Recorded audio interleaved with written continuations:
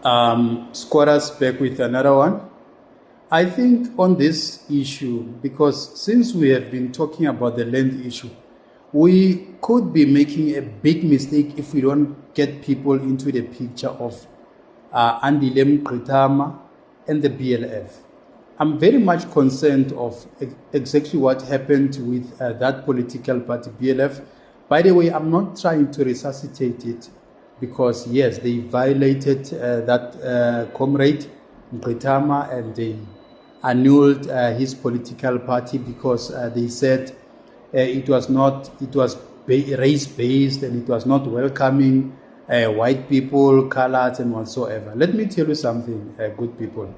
BLF was black first, land first. It was actually formulated based solely on fighting black people's rights concerning the land. That party was nothing but fighting for the land because Andile Mngxitama is one of the smartest guys, and he understood that the issue here, because we're trying to dig and we're hitting a hard rock, there is a problem which is a very serious problem, and we will never move even an inch without addressing the land issue. Therefore, he formulated that party, by the way. And then I feel very much aggrieved on his behalf why BLF was actually annulled. Because white people, they never heard us saying we are crying to stay in Orania. Orania must be annulled because black people are not welcome there. You see, this race issue in South Africa, it will go a long way. Whether we like it or not, it will go a long way. And I can see clever black people are too scared to talk about this issue. And when, by the way, Andile Mngxitama formulated a BLF, the very same clever black people, hey, when the journalists, you know, they were saying all sorts of things. They wanted to act smart to their bosses. They wanted to look smart, and they were saying, yeah, Andile is a racist black person. He doesn't want white people. Do white people want black people? Are we really sure?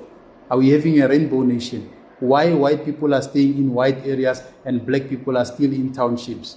If white people want black people, why do we have to buy a rainbow nation? Why do I have to have a ticket to afford to stay in the suburbs so I can stay with white people? And if I can't afford to stay there, it means I can't stay with white people. Why? Why are we still divided? Why black people are still stagnant there in squatter camps? Why? We are having double standards. So that is why I'm saying I've got a serious problem with parties like Democratic Alliance, the Freedom Front Plus, and the organizations such as AfriForum. AfriForum went to the IEC commission and complained about BLF, says they don't welcome white people, but they themselves, they don't want to welcome black people. And I've got a serious problem with the clever black people who are in higher positions who are still too scared of white people. That is my problem. For how long are we going to continue to stay in this trauma? And when white people complain, we sort them out quickly. That political party, in fact, the saddest part is that black people kept quiet. We've got a lot of people who could help Andile, to resuscitate that party. But they kept quiet. Why? Because they wanted to look relevant. When you are there, trying to shine, when black people try to shine and want to look relevant. This is not the time to try to look relevant. We have been suffering for the longest time. Now it's time to address real issues. For real, now we need to talk and call a spade, not a garden tool. We should be confronting these issues head on.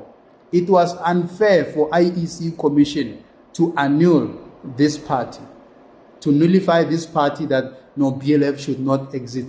BLF had its own right to welcome whoever it wanted to. If they say we don't want white people, why white people want to go there? What do they want? Because if Andile says, I don't want white people, let's say for argument's sake, in my political party, then what is wrong?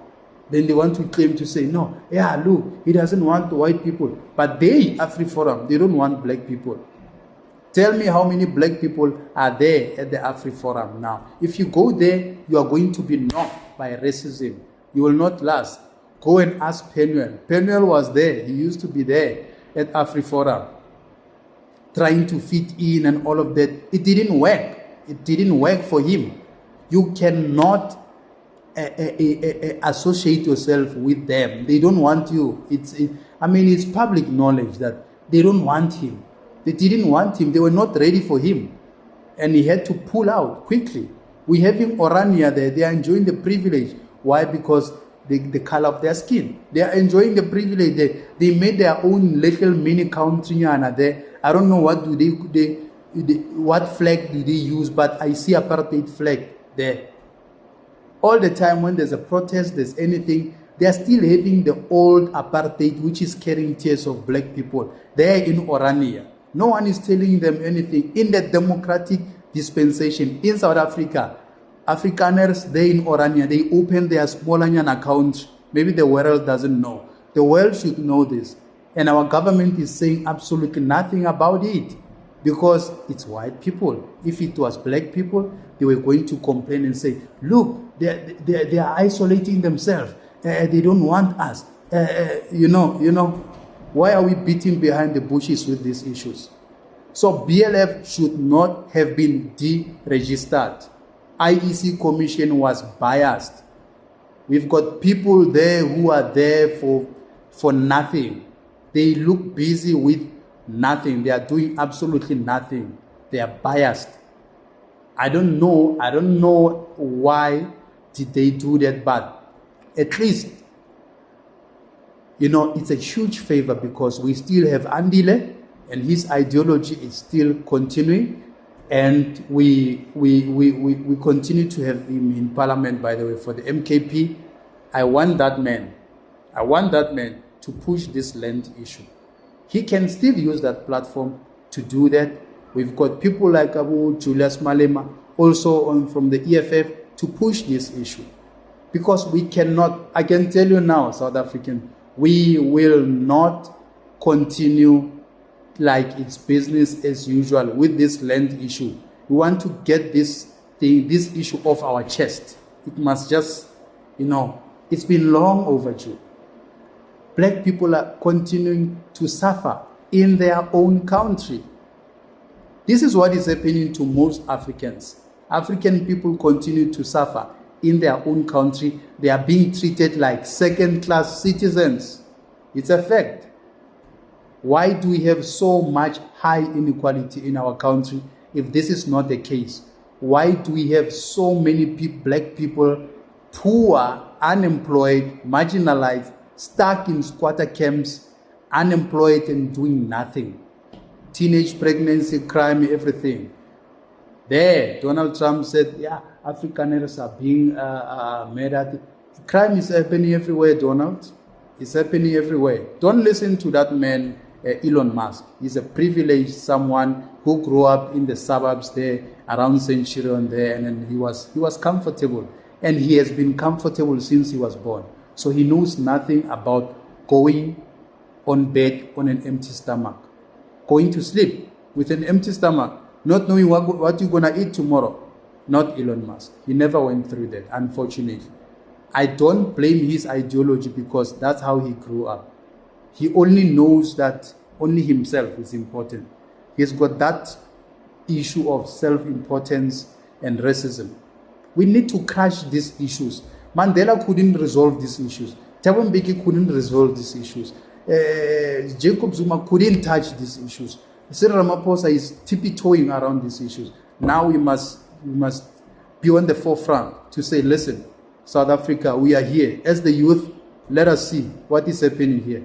And let's resolve these issues. Use whatever the platforms we have to address this. You see these two issues, racism and land dispossession, those are the main issues. If we resolve these issues as citizens, we will not experience. Let's not hate our brothers and sisters from African countries, whatever. We are still going to unite, by the way. Let's leave them. They are not the problem. The problem is here. The problem is with the land. The land, that's the problem. Racism is a problem.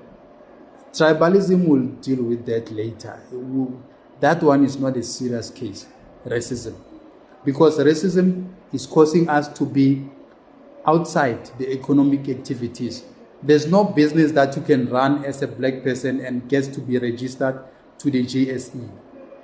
Johannesburg Stock Exchange, your business as a black person, tell me how many black people have their businesses registered with JSE. Now, I will wait. That is lack of transformation. That is what we talk about.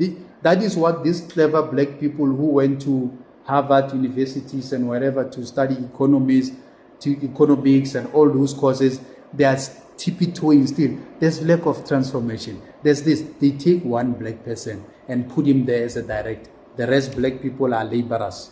That's not transformation. How many CEOs are black? How many CEOs are Indian? How many CEOs are white? How many CEOs? You will now get the statistics that white people are still having, full control of our economy. Then you must laugh like it's business as usual. Let's address these issues. Let's not tippy-toe around these issues. Because why? Tomorrow our kids will suffer the consequences. These issues must be addressed now, and we must not, we must not be scared. We must do it without fear or favor. We must always confront these issues head on to say this is wrong. It must be fixed. They are talking fancy English and all of that, but they are fixing nothing. We need action. There must be action. So BLF was deregistered for a stupid reason. Very stupid reason. It was because of the AfriForum, which was running around with the IEC commission to say, yeah, you need to deregister. It was technically they were saying, stop this man from liberating black people. Stop this man. They can't do that. They can't further cause more delays. They can't. Andile is still our man. He's there. That is why on the other episode I was saying, Elon Musk, stay away from Julius Malema. That's our man. That's our guy. We can criticize him, but he's our guy. So it's an African child. It's our seed. We must make sure that we take care of him. He's very important and very useful. He's an important asset in politics. We need Julius Malema. When you are black, every black person must know that we need someone like Julius Malema. I'm not sure about Floyd. I'm not sure about Dalimbova. I'm not sure about those ones. We need Julius Malema.